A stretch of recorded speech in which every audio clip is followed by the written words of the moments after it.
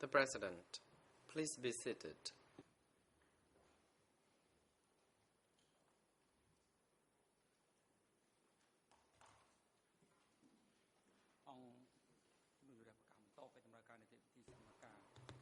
The court is now in session. Today the Chamber is going to continue hearing witness questions continue to be put by counsels for the accused. Mr. Nu Mao, yesterday the Chamber noted your health concerns, and in the late afternoon we also noted that you could not take any more, and today the Chamber would like to offer you some soft drink so that you can refresh yourself. And the Chamber is very mindful of your health concerns, so should you wish to observe some break, or if you feel you're too tired to continue, please signal the Chamber, then we will help to ensure that you will be well taken care of. And the jury counsel is also advised to also make sure you keep an eye on him so that if he not very tired to continue. And now we would like to hand over to counsels for Mr. Nuon Chea to continue putting these questions. You may proceed. Thank you, Mr. President. Good morning. Good morning, Your Honors. Good morning, Counsel. And good morning, Mr. Witness. I have a few questions for you today. My first question is the following. Yesterday, you testified that you joined the revolution. Could you explain why there was a revolution? What was the purpose of this revolution?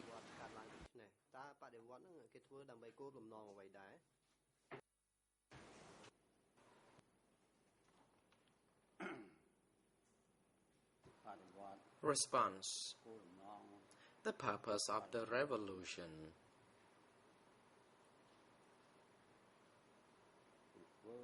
is as follows.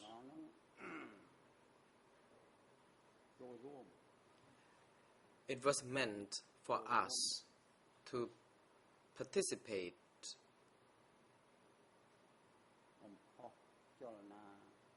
in promoting the people movement to join the revolution, to expel the imperialists, in particular the American imperialists. That's all I know. Do you know when the revolution started?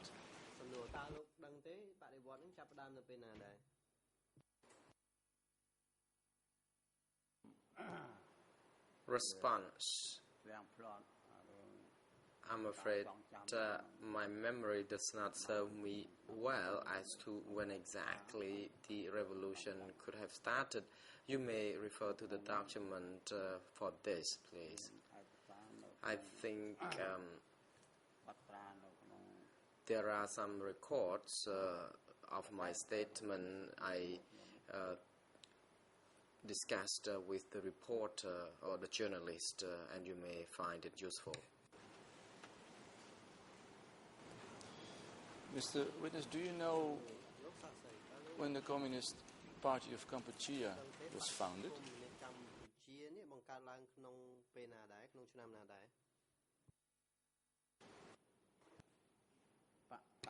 Response. The CPK was founded in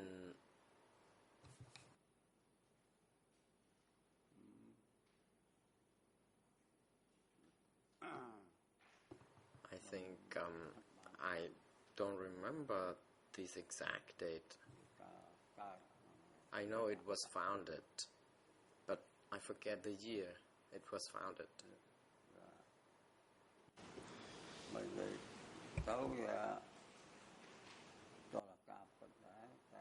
I wish to tell you the truth behind this, but because my memory is so poor, I am not able to speculate, so just put it simply that I forget. Yesterday, Mr. Witness, you said something about the color red in respect to the term Khmer Rouge. And you made a reference to blood. What was the reason, do you know, why the Khmer Rouge was called the Khmer Rouge? Or in other words, what does the color red really mean?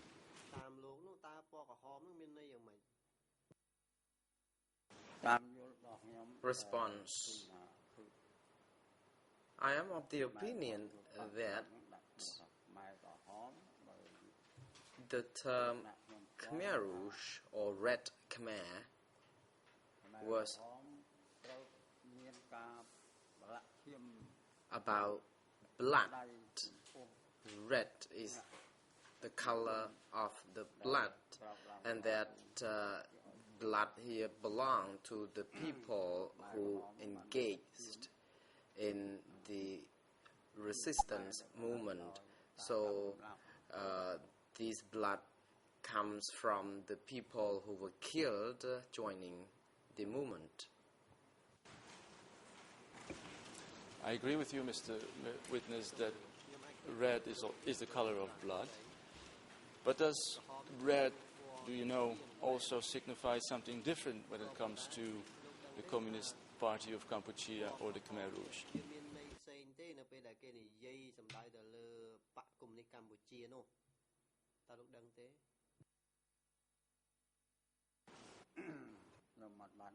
Response, I'm afraid I don't know this.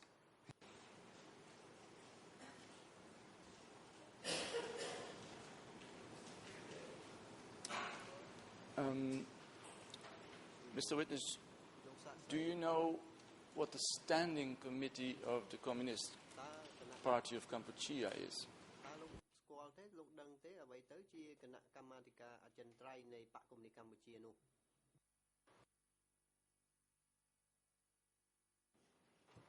Response.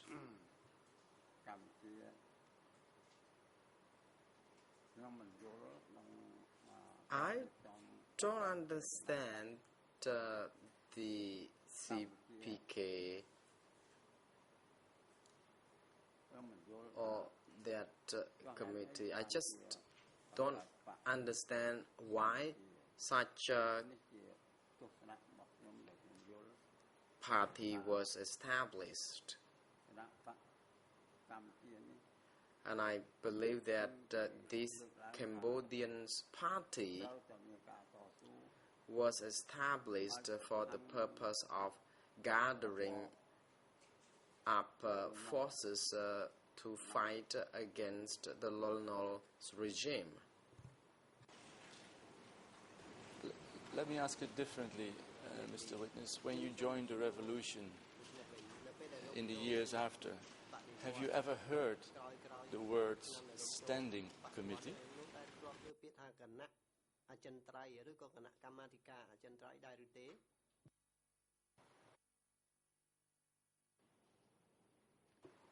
Response. I have never heard about this. I didn't know about this. You may ask me another question, please. Oh, I just feel that the question is not clear enough. I'm very sorry for that, Mr. Witness. Have you ever heard of the words Central Committee of the Communist Party of Cambodia?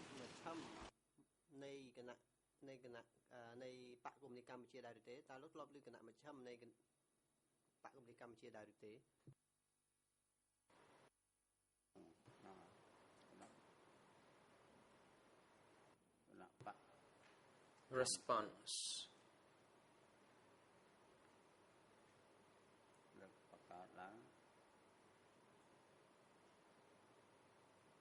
I just know that the Cambodian party, says the witness, was established.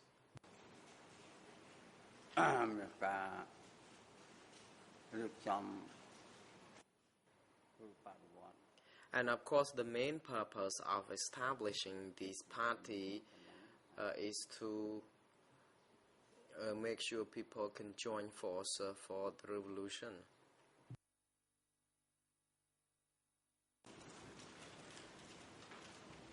Do you remember, Mr. Witness, if or whether the Communist Party of Kampuchea had a magazine or a publication in which they outlined what the revolution was all about?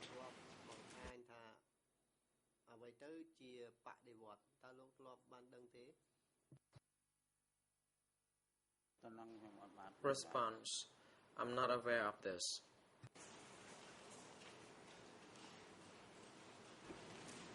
Have you ever, Mr. Witness, read anything, any publication about the policy of the CPK since you joined the revolution?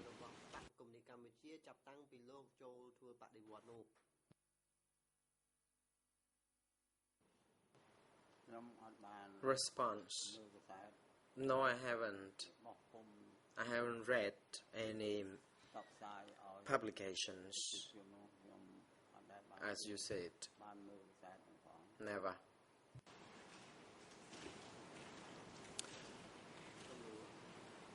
Does revolutionary flag ring a bell, Mr. Witness?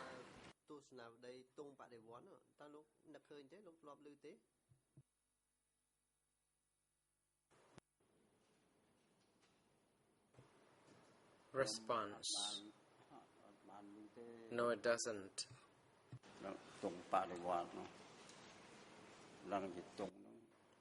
I don't know what the revolutionary flag could represent or is like. Have you ever heard of something called the red flag?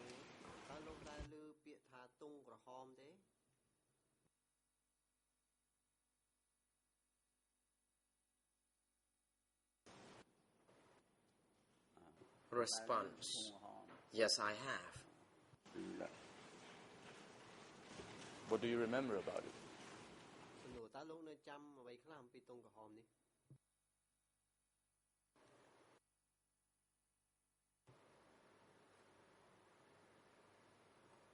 Response: I have heard about red flag, but I think my memory does not allow me to recollect the detail of what written in the red flag to answer to your question. It was a very long time ago. Yesterday, Mr. Witness, you spoke about a person called Tamok. What do you remember about Tamok?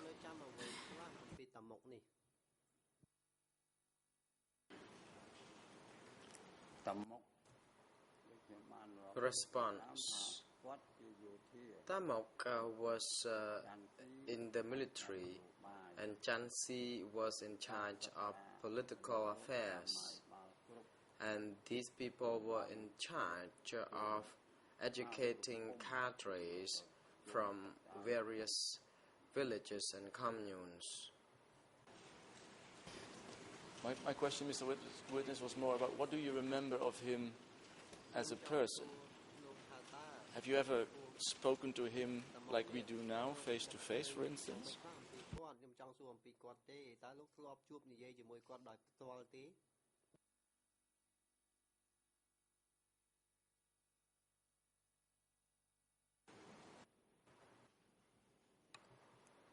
Response: I never met him in person,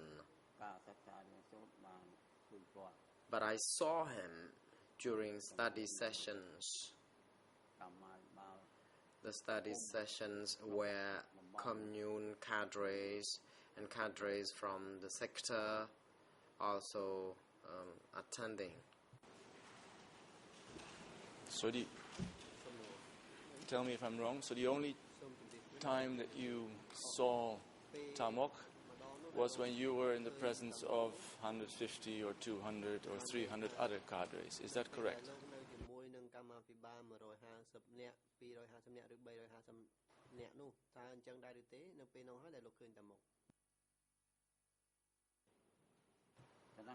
Response: yes, it is.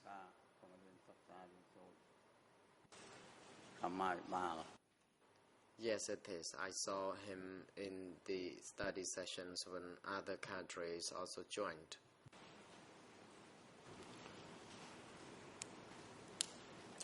Yesterday, Mr. Witness, you testified that Tamok was, and I quote you literally, politically inferior to Chuchet. Would you be able to explain to us what made you say that Tamok was politically inferior to Chuchet?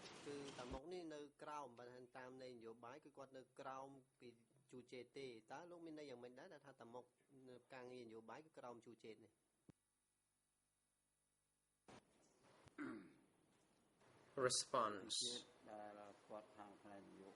Chuchet was very good in politics, playing politics, and he gained a lot of popularity among the population than Tamok. And he was good at gathering up people to join the fight. At that time, he was superior than Tamok in terms of politics. When I am referring to this, I mean he was good at politics and among the population if compared with Tamok. Would you be able to tell us if there was a difference in political rank, or, to use a difficult word, hierarchy? Do you know if Tamok was higher in rank than Chuchet or the other way around?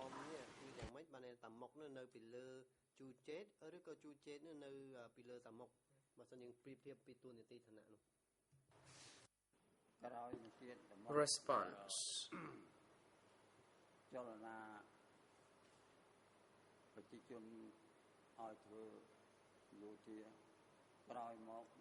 only at the later date, when Tamok, who was in the military, was stronger or better in managing the military and in fighting in the war, because he could convince young male and female combatants to take part, to be armed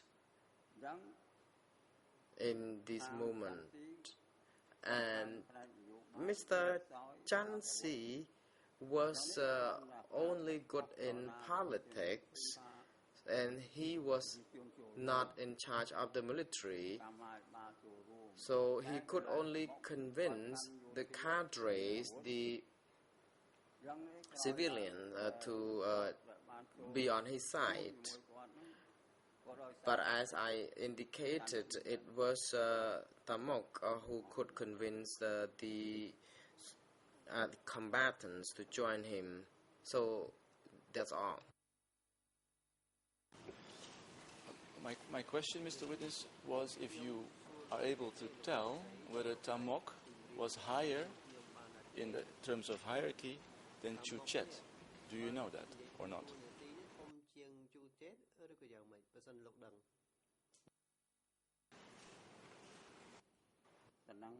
Response: I don't know.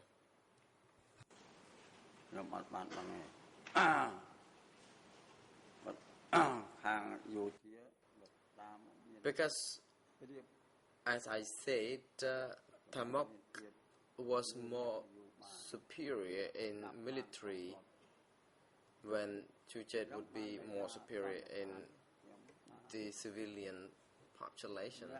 So I can presume that Tamok could have been in higher rank or was holding more power than people who were good at politics, because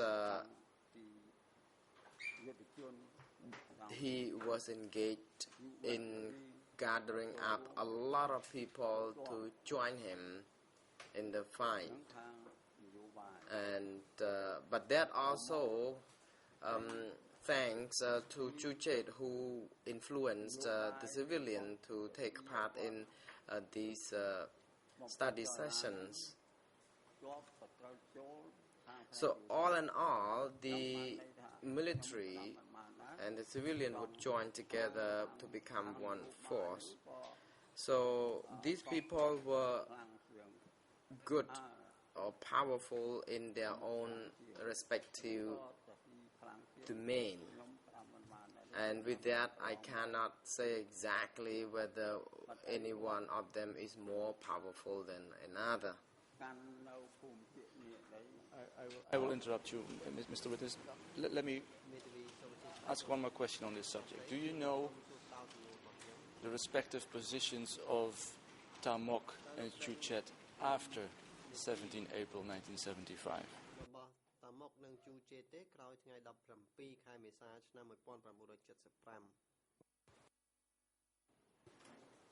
Response: No, I don't know.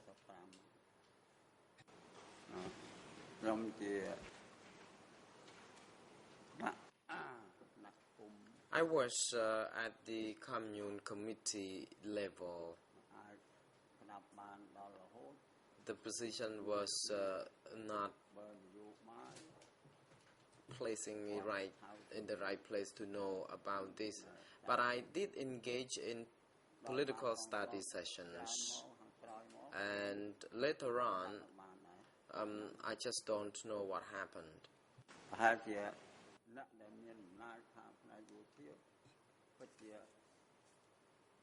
Perhaps I can say that the people who was powerful in the military domain would be more powerful than those who had power controlling civilians. May I ask you, Mr. Witness, to just tell us what you know and not what you assume?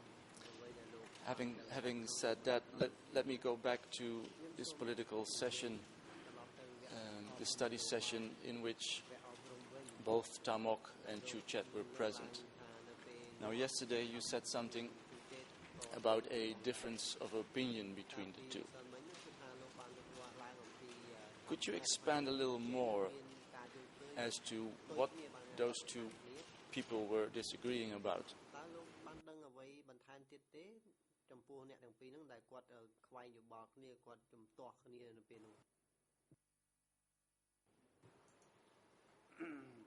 Response: That I don't know. When the point that they were disagreeing about, because one was in politics, one in the military. Let me refresh your memory a little bit, Mr. Witness. Yesterday you said something about a difference of opinion in respect of an evacuation of Phnom Penh. Does that ring a bell now?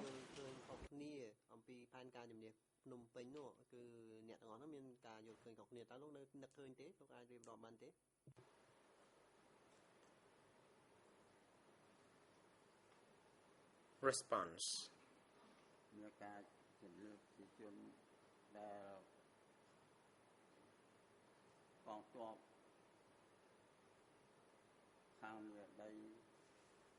When it comes to the evacuation,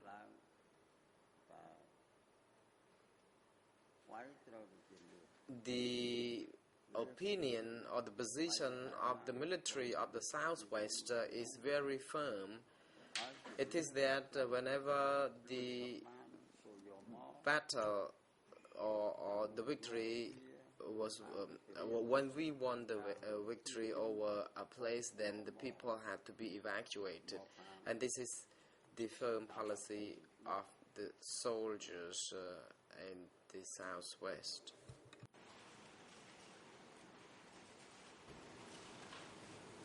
Just another question about this meeting.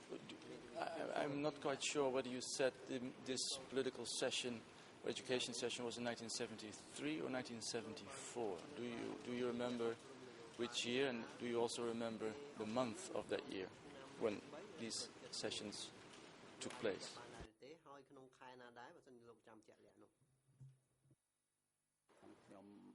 Response: I don't remember that exact year.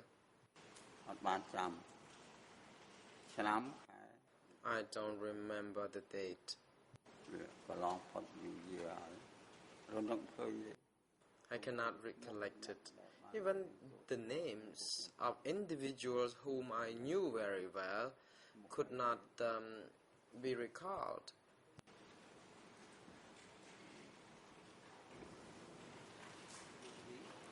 Could you, Mr. Witness, nevertheless make an attempt in trying to estimate when this meeting was? Was it 2 years before Phnom Penh was liberated? Was it 1 year before Phnom Penh was liberated?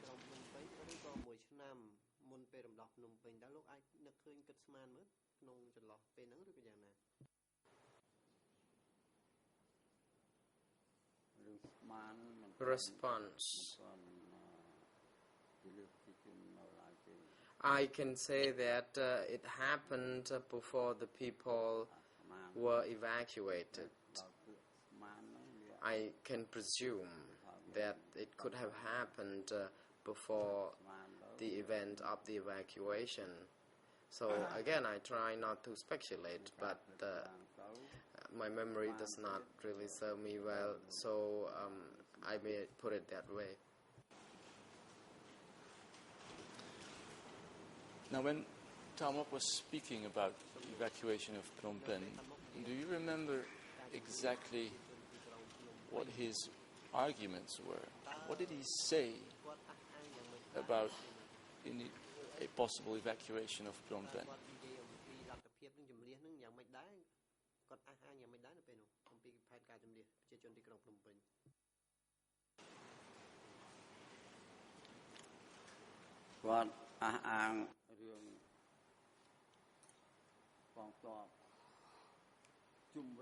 He claimed of the military forces. He proudly said that we had conquered the war in particularly the east and the northwest zones. And he further emphasized that upon our victory, we had to continue to fight until we completely liberated Phnom Penh.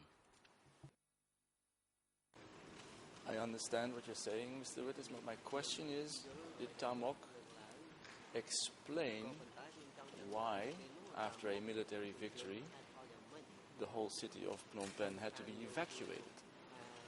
What were the reasons for this measure? Do you remember?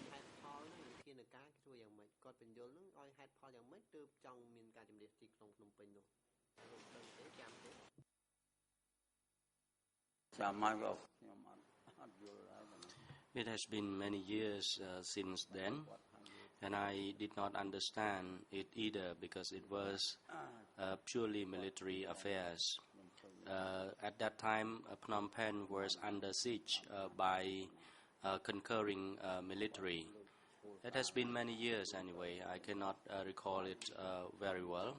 but he said that we had to mobilize our total force in order to completely conquer Phnom Penh. There was a firm policy that we had to conquer the war at any cost. So, and he also encouraged the soldiers that we had sufficient forces to achieve our plan. But as for the evacuation of the people and the reason behind it, I did not know and did not understand it either, because I was not involved in military affairs. I was at that time a member at the commune level only.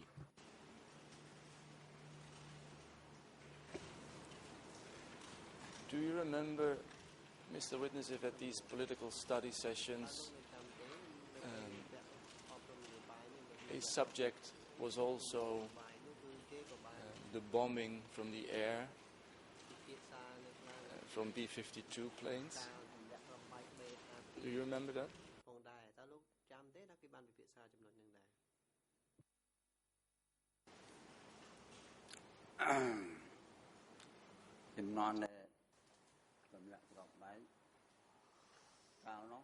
During the period of aerial bombardment, the bombardment occurred in Vietnam, Cambodia, and Laos. And in that period, Cambodia were requested to send an envoy to negotiate in order to restore peace in the country. And I will interrupt you, Mr. Witness. I apologize because I don't have so much time. But my question was whether at the political study session there was a topic called the bombing by the imperialists, for instance.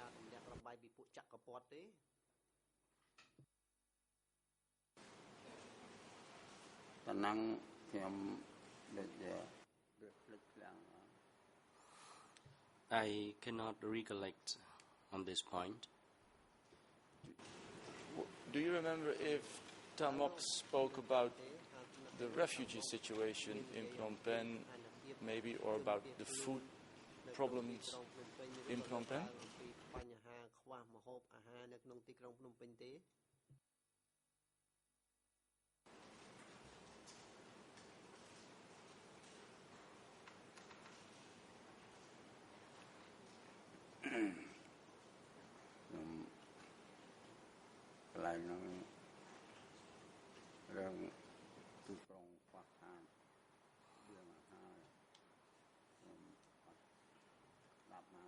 Well, I did not grasp of this situation concerning the shortage of food supply in the city. It was actually the sphere of responsibility of military sections, and I was at that time attached to only commune level. I did not grasp the situation.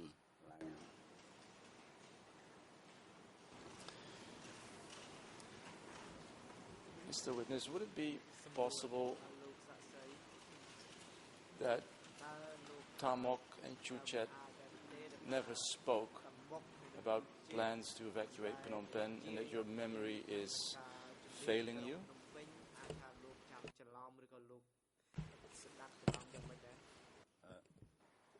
The President. Witness, please hold on. Mr. Prosecutor, you may proceed. Mr. President, I do object to this question. It invites speculation of the plainest degree. The witness having been warned only to give evidence about what he saw or heard. This question invites testimony considerably beyond that permitted sphere, and for that reason I object. This witness is being asked about possibilities of what might have happened between Tu Chet and Tam Mok. It's too broad and too speculative, and I therefore object. Thank you.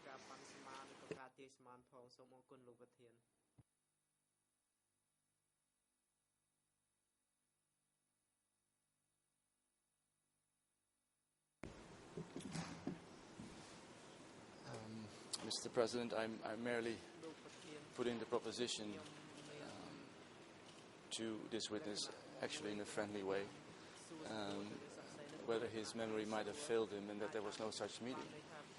I could also use it in a much more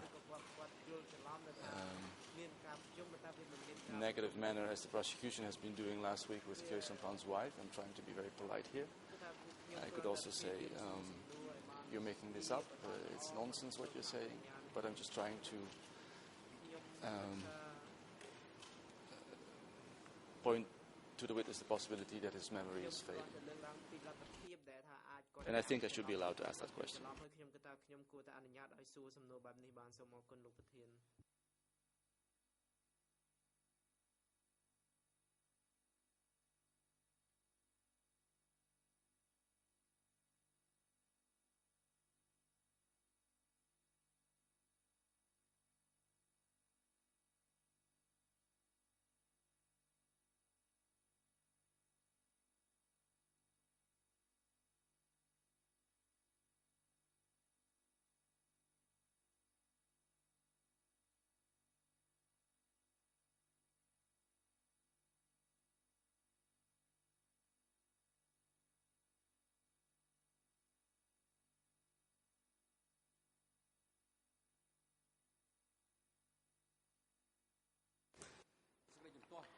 The President, the objection and grounds for objection by the prosecutor on the last question put by the defense are not appropriate and well-founded, then this objection is not sustained and witness is directed to respond to the last question by counsel, if you can recall the question. Otherwise, Mr. International Counsel, you may repeat your last question so that the witness can respond to it. I will repeat the question, Mr. President. Mr. Witness, would it be possible that your memory is failing you and that there was never any discussion on a meeting between Tamok and Chuchet about the evacuation of Phnom Penh?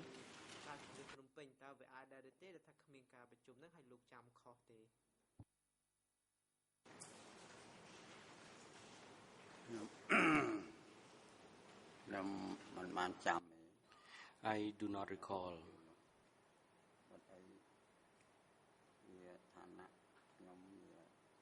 Because at that time, I was merely a member of the Commune Committee.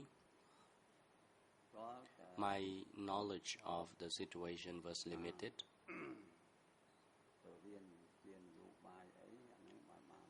I only became aware of the situation when I attended political trainings. I only learned that both Chansi and Tamok had different responsibilities, and as for the plan for evacuation of people out of Phnom Penh, it was beyond my knowledge.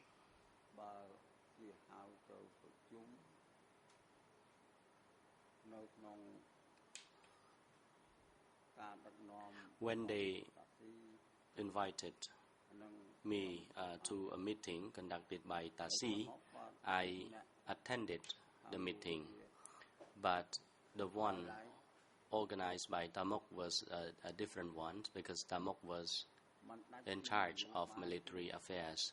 Of course, military affairs and political affairs are interrelated. Both of them were closely related, but all of us view them as Angka Lu, or upper organization.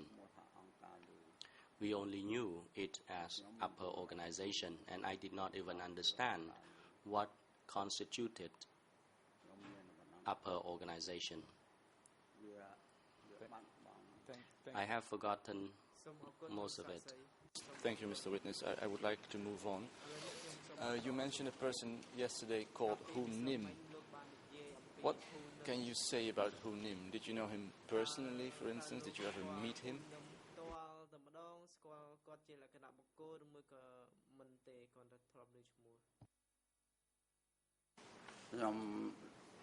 អត់បានស្គាល់ទេហ៊ូនឹមហើយនឹងពីសំផនខ្ញុំមិនដែលស្គាល់តែពូយុនគាត់ប្រមូលកម្មាភិបាល I did not know who Nim, and neither did I know Kieu Sampon. How about Hu Yun? On the contrary, he was quite vocal against the evacuation of people. So Hu Yun was quite determined that he was against the evacuation of people.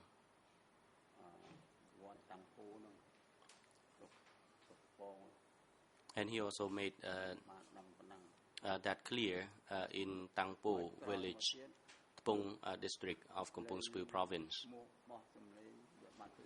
And then ever since, he disappeared. Mr. Witness, sorry I interrupt you again. You were speaking now about Hu Yuan. My question was about Hu Nim. You just testified that you don't know Hu Nim, but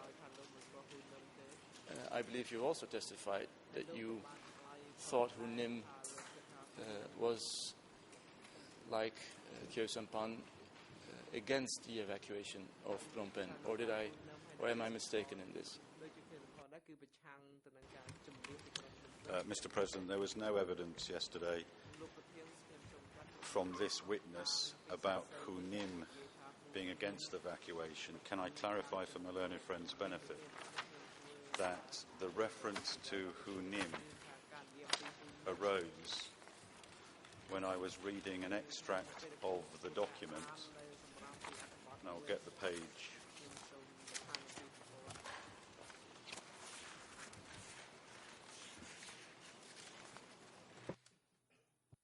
I have it here in front of me. You mean page 00419458, the handwritten notes? Yes. I will rephrase my question. Mr. Witness, in this verbatim report of Ben Keenan of the interview that he had with you, it seems that you have told him that Hu Nim was against the evacuation of Phnom Penh. Do you remember saying such a thing to Ben Keenan?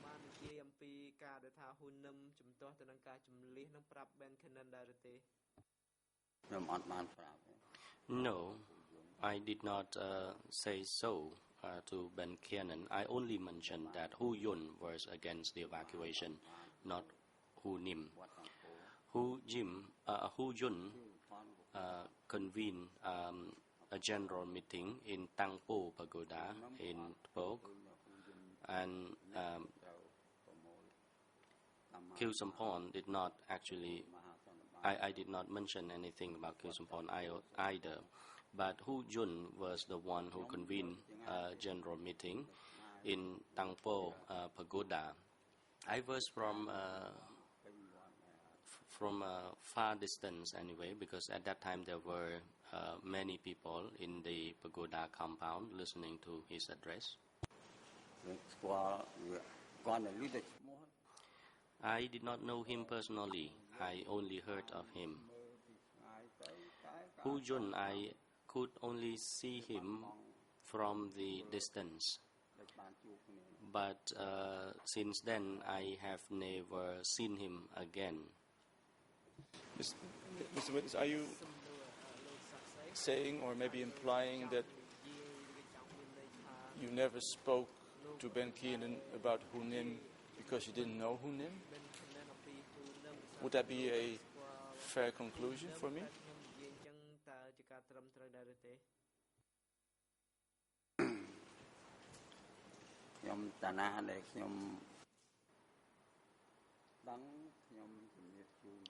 Where I know and I can recall, I would tell you accordingly. I did not know Hu Nam personally. I did not even have a chance to meet him in person or saw him anywhere. I only heard his name from others, and people talk about Hu Nam, Hu Jun, and Khieu Sampon, who all left Phnom Penh. And I saw Hu Yun from the distance when he convened a general meeting, gathering cadres and civilians in that convention. And he made an announcement that once Phnom Penh was liberated, evacuation need not take place. Phnom Penh dwellers should remain in the city. According to him, keeping people in the city would be easy. The situation would not be chaotic if otherwise evacuated. Thank you, Mr. Witness. But like I said, my question was relating to Hu Nim. Would it be, I rephrase my question, would it be true to say that you have absolutely no idea whether Hu Nim was in favor or opposed to the evacuation of Phnom Penh?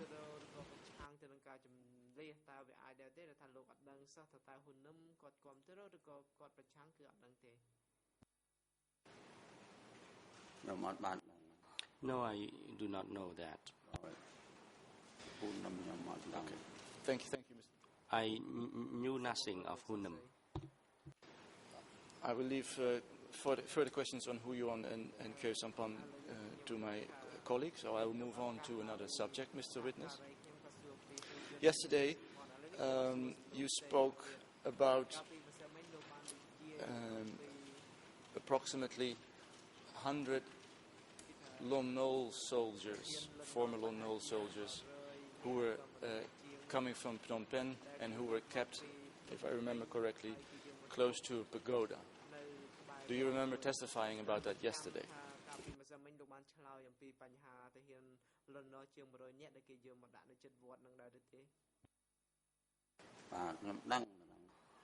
Yes, I do. I was there at the pagoda with the military personnel there. Those people and soldiers were evacuated from Phnom Penh, and they were relocated south of the pagoda. And you may want to ask me why I recognize that they were military personnel. I could say that I said they were soldiers because they had their backpack with them, but they were not armed. And according to what people told me, they were all supposed to go for an education session. That's what I knew at the time. They told me that Angkalu, or upper organization, would send these people for education.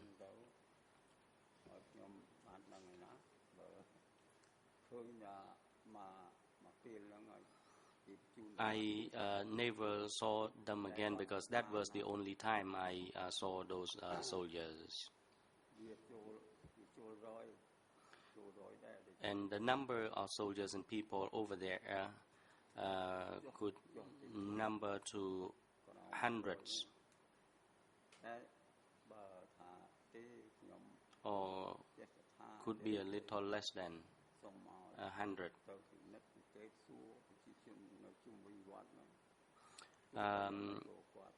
If you want to double check on this fact, you may go and ask people currently living around the pagoda. They would also testify on it.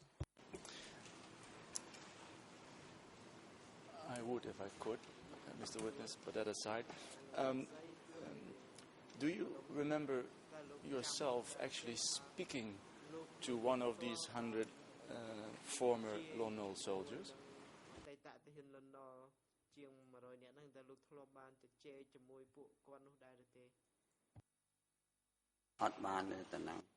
No, I didn't. Because I was sick. People told me that many soldiers were gathered over there. And I, at that time, were sick. And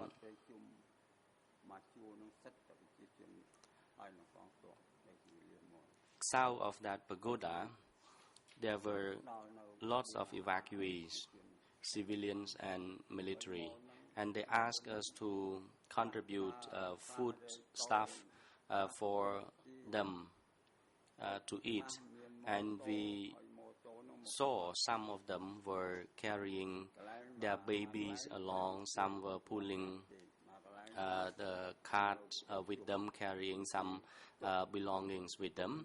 And there was another group which was relocated at somewhere around Krangchej.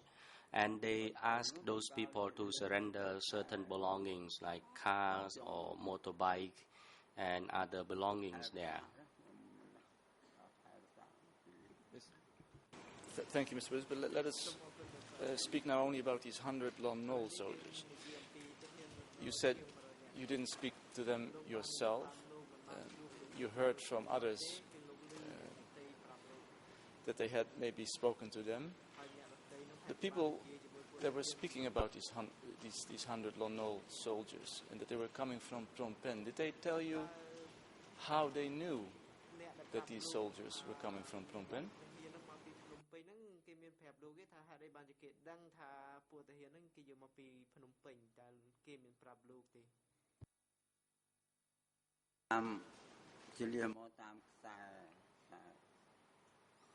They were evacuated in a line, and they had to go through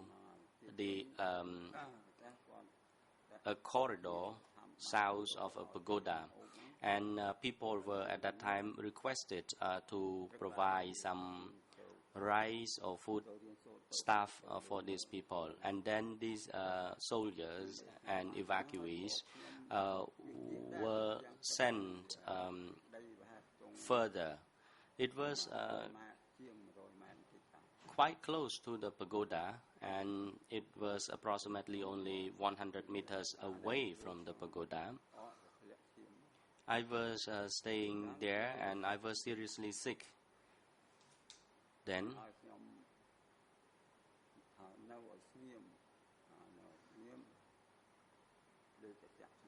they told me not to bother with this evacuation of people, and they did not want me to go and ask about anything concerning these people. I saw them wash themselves in a pond, and I recognized that these people were Lon Nol soldiers, and people told me that these people were supposed to be sent for further education, and I did not know what further education they were about to pursue. I did not know.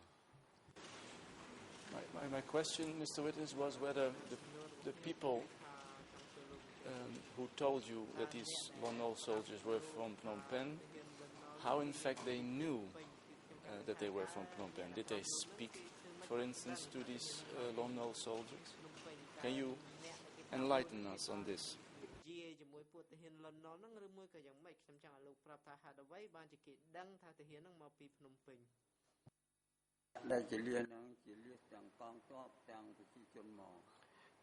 The evacuees comprise of civilians and military personnel. They were mixed up. Both civilian and soldiers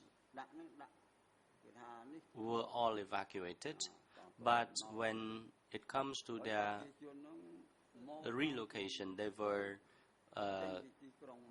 gathered in separate places. And we also bore witness to the fact that some people were carrying their babies and belongings along. Mr. Witness, I'm going to interrupt you. I apologize, but I will try one more time. How you were saying yesterday that these soldiers were coming from Phnom Penh. Would you tell us, please, what the source of this this testimony of yours is? How do you know that these people came from Phnom Penh? Who told you that, and how did they know that? ហើយអ្នកណាជាអ្នកប្រាប់លោកដែរអំពីបញ្ហានេះសូមលោកប្រាប់ខ្ញុំ ប្រជាជនដែលប្រាប់ខ្ញុំហ្នឹងគឺគាត់មកជាមួយទាហាន The people who told me about that, they came along with those soldiers. They told me that these soldiers were evacuated all the way from Tribunal, and people told me that these soldiers were Lon soldiers. And these soldiers were temporarily located south of the pagoda, near a pond, a big pond, and then they stayed there overnight. They prepared their food over there, and according to these people, they told me that the soldiers were to be sent for further education and they would be promoted.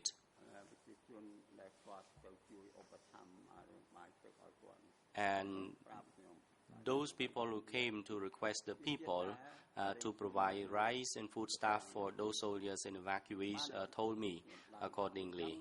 And I also saw those soldiers taking baths in the pond as well. Mr. Witness, did you personally know any of those 100 Lono soldiers? ខ្ញុំចង់សួរអញ្ជើញគេថាតើលោកស្គាល់តាហ៊ានលន់ននឹងណាម្នាក់ដែរទេក្នុងចំណោមជាង100នាក់នោះ ខ្ញុំអត់បានដឹងទេ No, I did not know any of them personally.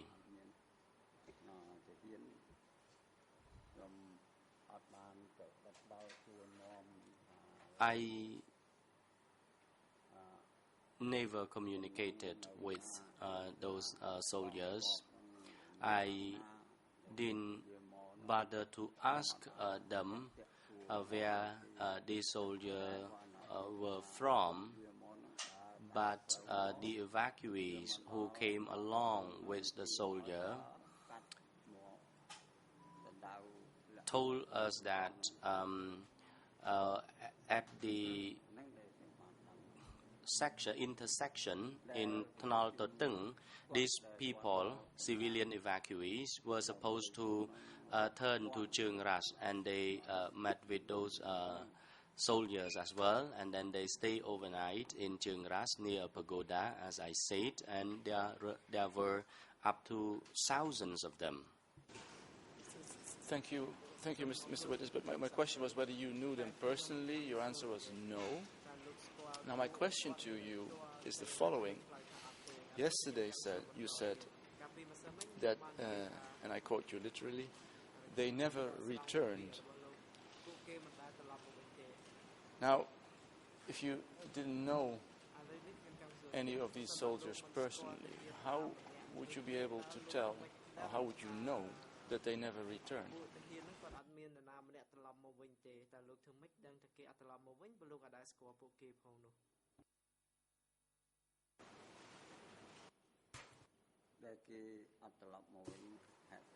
Response. The reason I know they didn't return because none of them has ever returned. I just don't know where they could have been taken to for education sessions or others. And I know at the beginning that these people had been sent for education. And I have never ever seen them returned. But Mr. Witness, but maybe I don't understand you well, but if you don't know somebody, if you don't know where he lives, where he is coming from, now how would you be able to tell us that this particular person never returned? Did you go back to Phnom Penh and inform, for instance, about one of these lone wolf soldiers? Inquire, I mean? ថាលោកធ្វើយ៉ាងម៉េចបានដឹងថាពើអត់មាននរណាត្រឡប់មកវិញចឹង ចុះបើខ្ញុំនៅធ្វើឃុំជាងរស់នឹង Response: I had been working in Cheung Roa commune all along, and during my tenure, or the time I worked there, I never saw them coming back. So that's why I said they never returned. But Mr. Witness, aren't you in fact speculating? You have no idea whether these people return to their homes?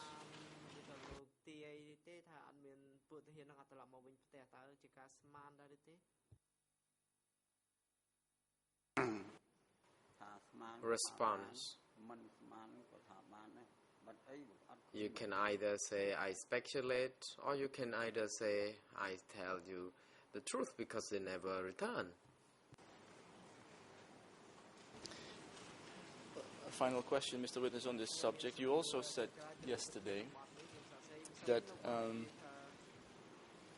you heard that these people were taken for education, and that, and I quote you literally, they were assigned for death.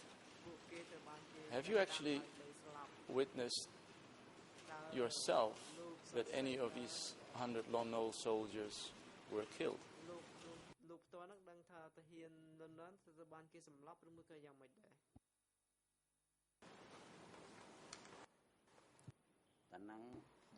Response: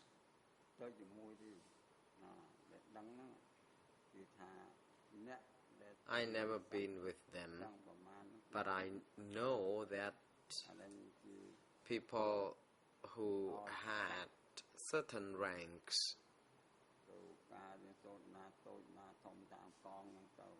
were supposed to attend study sessions, and they were from various units. And I heard this being said at the location to the north of Prechrum Pagoda, and whether these people had been sent for education or execution, I don't know. But I heard people say, I heard from those who brought food to the soldiers, told us that those soldiers did not know where they would be sent to. The only thing they knew was that Angkar sent them for education.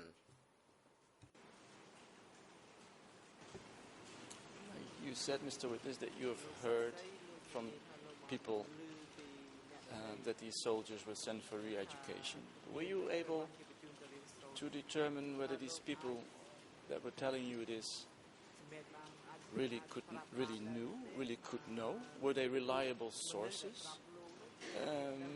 when they were telling you this? Would you be able to enlighten us on the sources of these people that told you this?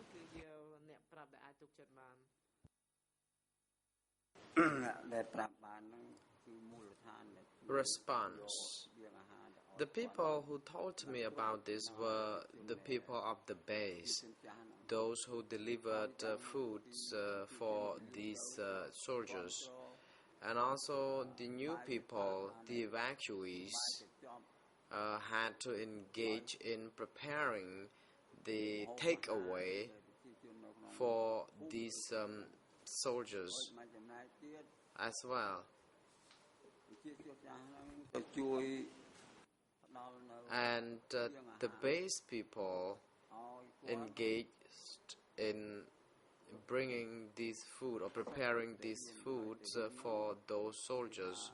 They were all soldiers, and they came back telling us that those soldiers were to be sent for education, and that's what I learned from the people, and that's what I need to tell the court now. And everyone knew very well that these people would be sent further from this location. We just don't know whether they were destined for execution or else. But Mr. Witness, if you're saying that people were bringing these soldiers food is, you will agree with me, to eat and to survive. Now, why would you then say yesterday that these people were assigned for death if they at the same time, according to your sources, they were getting food to eat?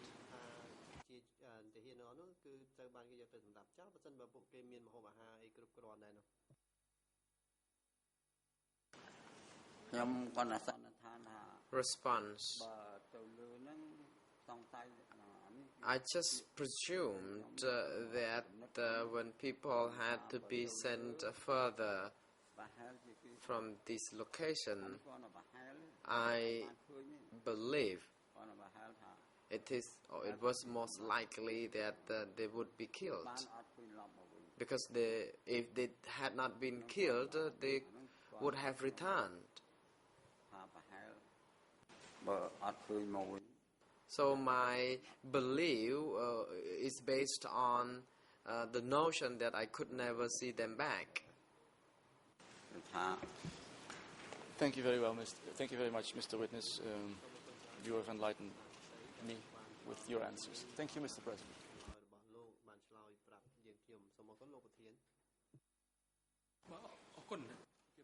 The President, thank you. Now we would like to hand over to counsels for Mr. Kyusampon to put some questions for the witness. You may proceed, counsel.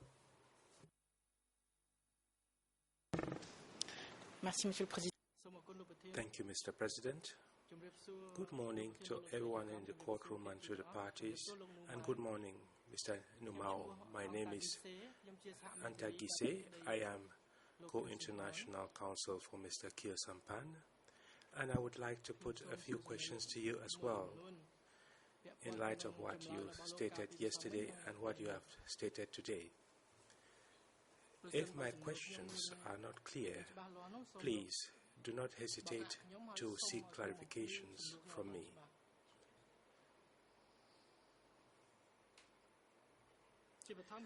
I would like us to briefly revisit the interview you had with Ben Kiernan a few years ago. When you talked about that interview, you stated that you had spoken to an international journalist. My question to you is as follows. Is that how Mr. Ben Kiernan introduced himself to you, saying that he was a journalist?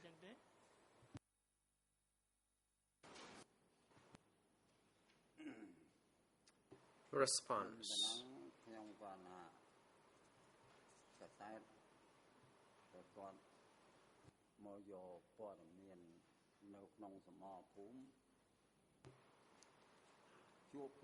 Reporter who approached me in the war or at the battle said,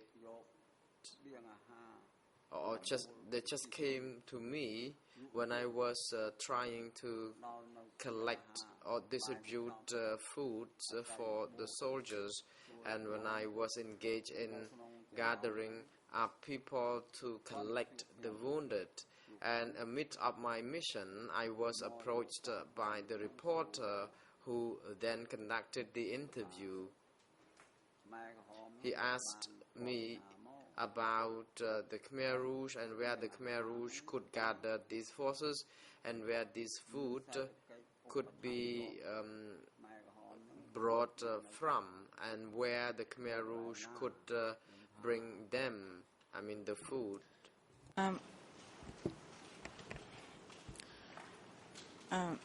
Monsieur le témoin, Witness, I know that we ask a lot of you, and it is not always easy to answer the questions, but I am trying to put specific questions to you. So I would like to request you to also respond to my questions concisely. You have just given a long answer in which you refer to a journalist who came to the battlefield. Was that journalist Ben Kiernan?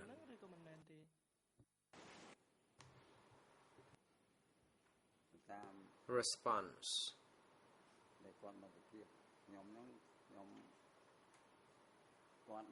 Yes, he is Ben Kiernan.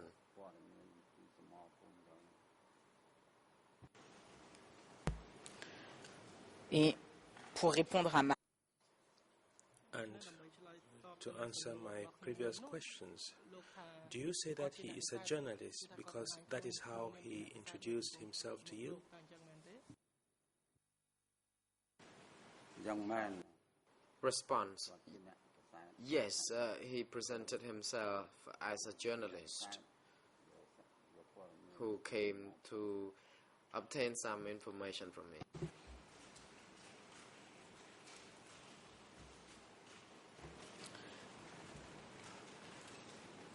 Quand vous dites que c'était sur un champ de bataille, When you state that it was on the battleground, would you agree with me that you only referred to the battlefield after 1979?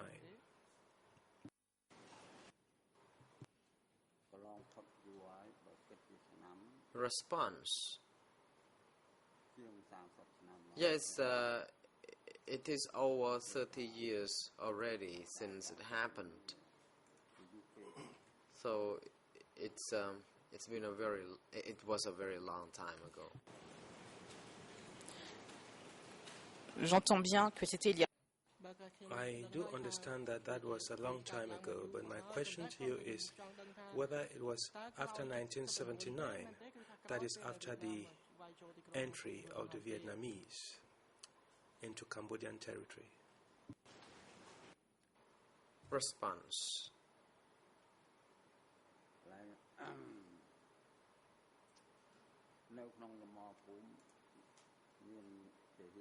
It was during the fighting when Lon Nol soldiers were also there. We were fighting the Lon Nol soldiers because at that time there were two groups of people or soldiers, the group belonging to Chan Rang Say and the Lon Nol controlled groups.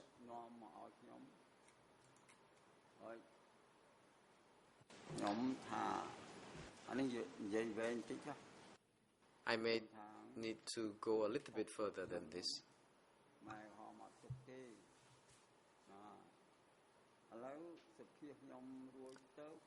I told the reporter that his safety, he would be, or his personal security would be on the line because he had interviewed me, and I asked him to leave immediately, otherwise he would be in great danger.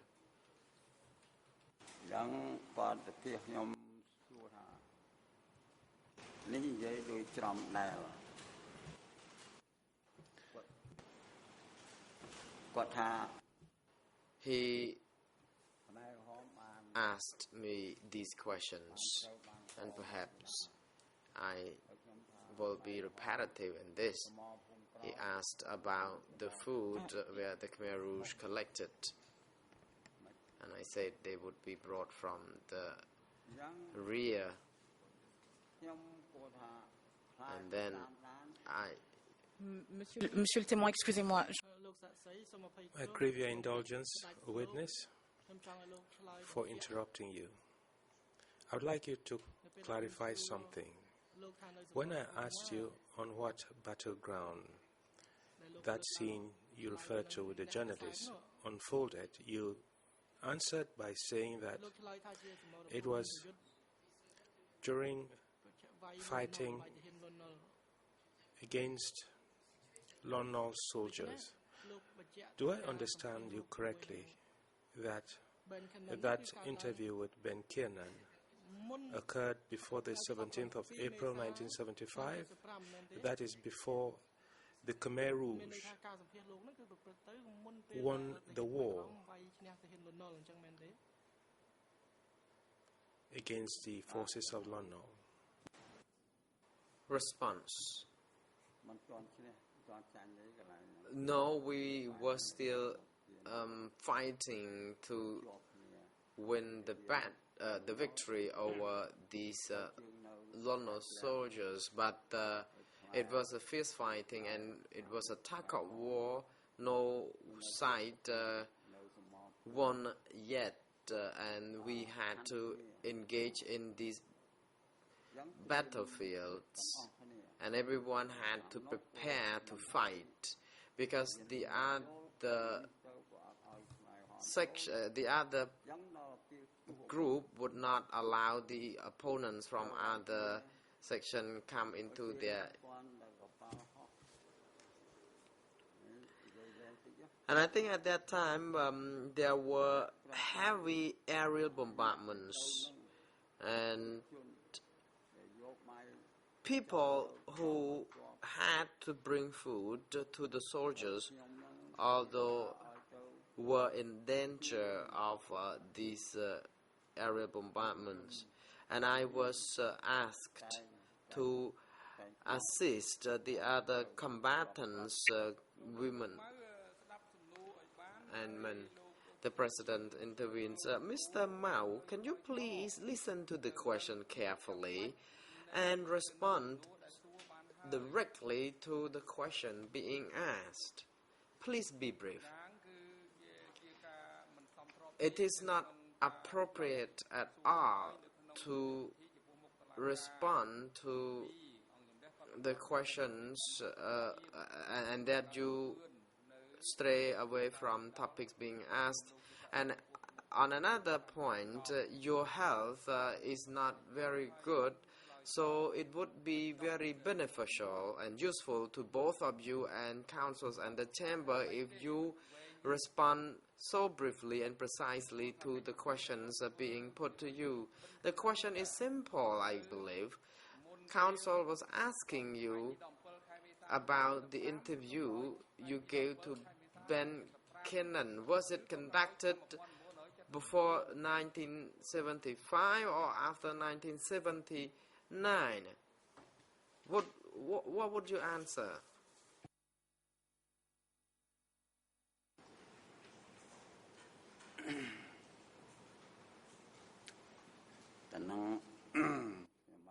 Response.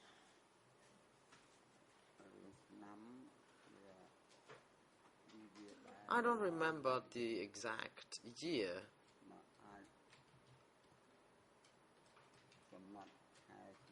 So I can't exactly say when it was. I would like you to refer to the document. It could have been 1979 or years after.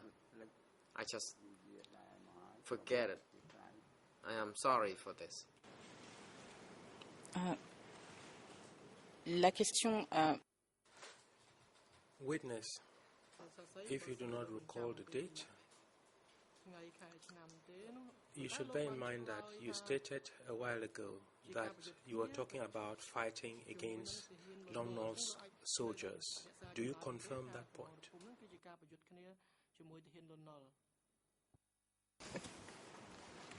Mr. President, I think we need to be faithful to what was... The President, Mr. Witness, please hold on. An international court prosecutor, you may now proceed. Mr. President, the questioning needs to be faithful to what this witness said yesterday about the interview with Ben Kiernan in terms of the audio recorded interview with Ben Kiernan, and I put to the witness the date of the interview, the circumstances of the interview, and he confirmed that his recollection was that this interview had taken place on the 26th of August 1981. Now,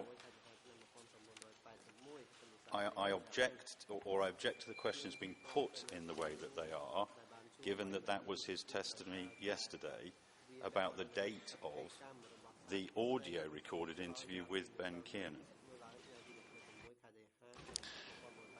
Oui, Monsieur le Président. Yes, Mr. President. I do understand the fix in which the prosecutor is, but I think either it is an interpretation problem or my statements are being distorted. Today I have not referred to the witness's statement given yesterday. All I am asking of him is clarification regarding a point he made a while ago. And I think all the parties heard what he stated regarding fighting. I asked him between whom the fighting was, and he said it was between the Khmer Rouge and Long Nol's troops. So I did not refer to what he stated yesterday. That is the first point. Secondly, I would like to return to Mr. Ben Kiernan's notes. And I recall that yesterday I made an objection regarding the circumstances under which the co-prosecutor questioned the witness, because I want to put open questions to the witness before referring to the notes. So I think the co-prosecutor's objection is not well founded, because everyone has heard this morning that the witness referred to Lon Nol soldiers. He said so a few minutes ago. So I would like to clarify this point and request that the chamber allow me to continue putting questions to the witness. The President, the objection is not sustained, and you may proceed, counsel. Je vous remercie, Monsieur le Président. Thank you, Mr. President.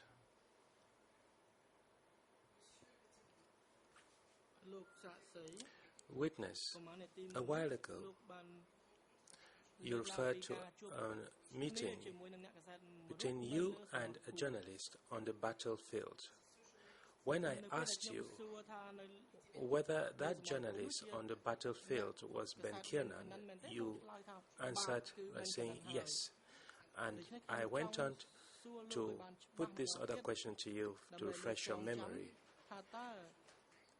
Whether the journalist you saw on the battleground was indeed Ben Kiernan, whose photograph you showed us yesterday.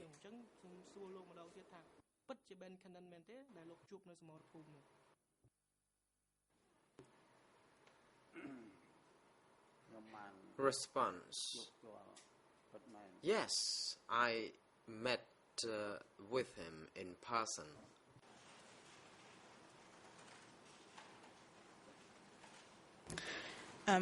Pour que tout cela soit bien clair. For the sake of clarity, may I request the court officer to show us the document with Ben Kiernan's photograph with the President's leave. And before the witness is shown the picture, we would like to see that photograph on this side, because this picture was not given to us yesterday. May I therefore request that that photograph be shown to us so that we can see the inscription on it, because we didn't see it yesterday. It was rather blurred. And then the photograph should be shown to the witness so that we can be sure that we are talking about the same person. The President, Mrs. Saikolwathi Can you advise the chamber as to where the photo we ordered you to place in the case file yesterday is?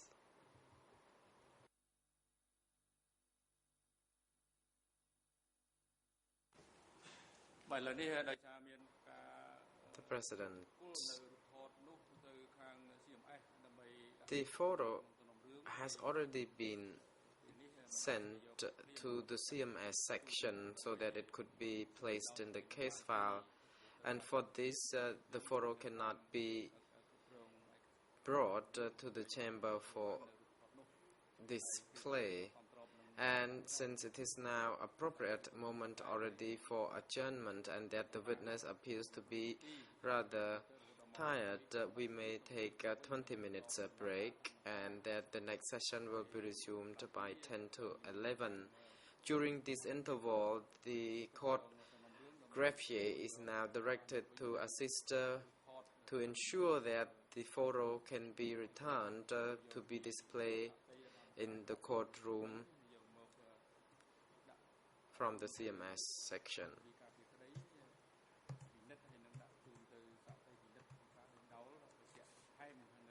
And indeed, the purpose of displaying this photo is for the confirmation from the witness, and it can be done after the session, when we resume our next session. And court officer is not directed to assist the civil, rather the witness during the adjournment. The court is adjourned. សូមអញ្ជើញក្រោយឈរ